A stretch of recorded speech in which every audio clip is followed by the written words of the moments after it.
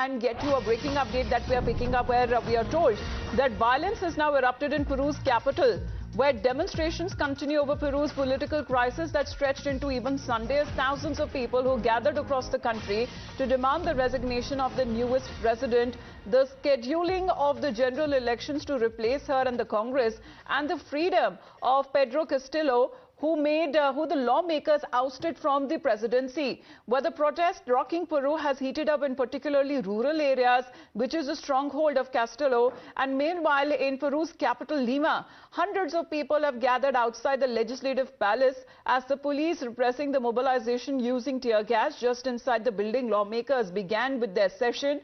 Peru has seen 6 presidents in the last 6 years, including 3 in a single week in 2020, when the Congress fixed the impeachment powers. Now, the power struggle in the country continues even as Andes and thousands of small farms struggle to survive the worst drought in half a century that the country has been witnessing. 2 people who have lost their lives in the Sunday violence that has been reported in Peru. So the country of more than 33 million people is also experiencing a 5th wave of COVID-19 infections. But as far as the protests are concerned, at least 20 have been injured as protesters and police clash in Peru this days after President's ouster.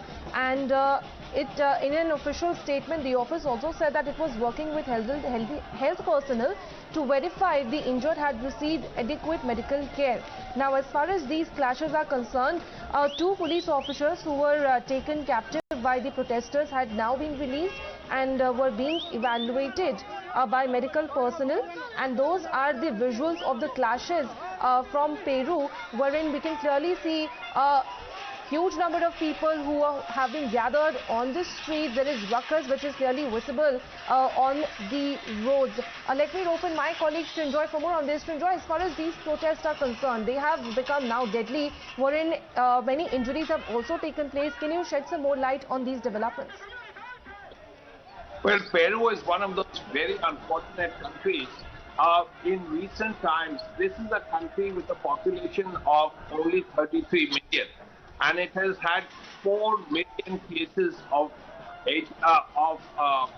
COVID. So as a result, there have been huge number of deaths. Also, it's very politically unstable.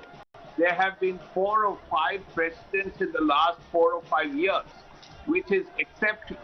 One former president, Pedro Castillo, is currently in jail.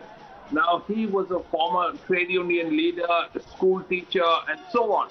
Now, people, they are protesting against the government. They want peace as soon as possible. They also don't want the current president. So all of this has led to huge problems in the country. The country is very heavily divided. There are protests going on. Government is shooting. As a result, 2 people have died. Right. So it's a very demand for a new elections. However, series of new presidents and leaders that the country has already witnessed. However, the anti-president protest continues in Peru, in the capital Lima. For the moment, thanks very much, Indra, for joining in.